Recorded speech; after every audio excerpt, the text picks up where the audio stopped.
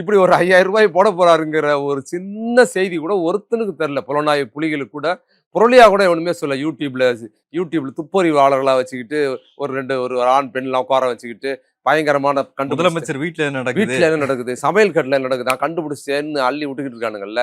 எல்லா பயிலும் டுபாகோர் அப்படிங்கிறத இவ்வளோ பெரிய திட்டத்தை இவ்வளோ பெரிய ப்ராசஸ் நீங்க இந்த 5000 ரூபா அப்படிங்கிறத ஒரே முறையில 1,37,00,000 அக்கௌண்ட்ல போடுறதுங்கிறது சாதாரண ப்ராசஸ் கிடையாதுங்க. அது ரொம்ப டீட்டெயிலா பண்ண வேண்டிய ப்ராசஸ் அது இல்லையா? அவ்வளோ பெரிய தொகையை போடணும், அந்த பணத்தை கிரியேட் பண்ணணும்.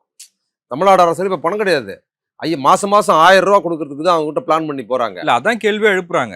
இல்ல அந்த 5000 ரூபாய் இவர் ரெடி பண்ணி கொடுத்துருக்காருல்ல. நீ கேள்வி எல்லாம் விளக்கண்ண இப்ப எடுத்து பிரயோஜனம் இல்ல.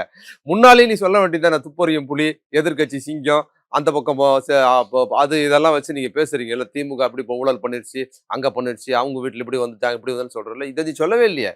இப்படி ஒரு திட்டத்தை சதி செய்கிறார்கள், தேர்தலை முன்னிட்டு திமுக வந்து மக்களுக்கு 5000 முன்கூட்டி போற சதி செய்யறாங்கன்னு கண்டுபிடிச்சு சொல்லிருக்கலாம்ல. எவ்வளவு பெரிய தோல்வி உங்களுக்கு. அப்ப நீங்க எவ்வளவு கட்டுக்கதைகளை சொல்றீங்க. அதிகாரப்பூர்வமா இவ்வளவு விஷயம் அக்கௌண்ட்ல போட்டிருக்காங்க, மக்கள் அக்கௌண்ட்ல.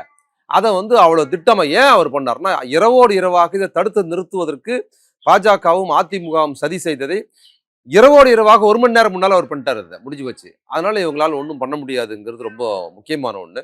15ஆம் தேதி தேர்ந்தெடுத்தது அப்படிங்கிறது வந்து அவர் எப்பவுமே அது வந்து அண்ணா பிறந்தநாள், செப்டம்பர் மாதம் அண்ணா பிறந்தநாள். அப்பதான் கலைஞர் உரிமை தொகையை அறிவிக்கிறார். கலைஞர் உரிமை தொகை அண்ணா பிறந்தநாள் அறிவிக்கிறாருங்கிறது ரொம்ப முக்கியமானது.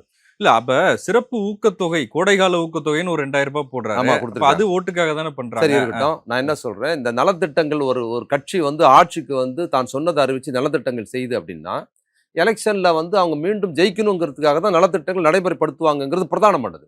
மக்களுக்கு செய்யறாங்கிறது ஒண்ணு.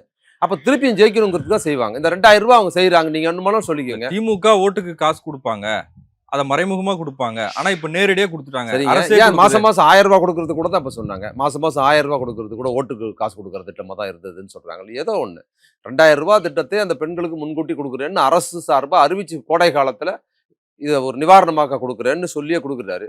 அதுல என்ன ஒரு போனஸா கொடுக்குறாரு கூட வச்சுக்கலாம். இவங்க ஏன்னா அது என்னன்னா, இவங்க திட்டம் வந்து இந்த 3000 ரூபாய் கொடுக்க கூடாதுன்னு சொன்னாங்கல்ல. நீ என்னடா 3000 ரூபாய் கொடுக்க கூடாதுன்ற 2000 ரூபாய் எக்ஸ்ட்ரா கொடுக்குறேன்னு கொடுத்துருக்காரு.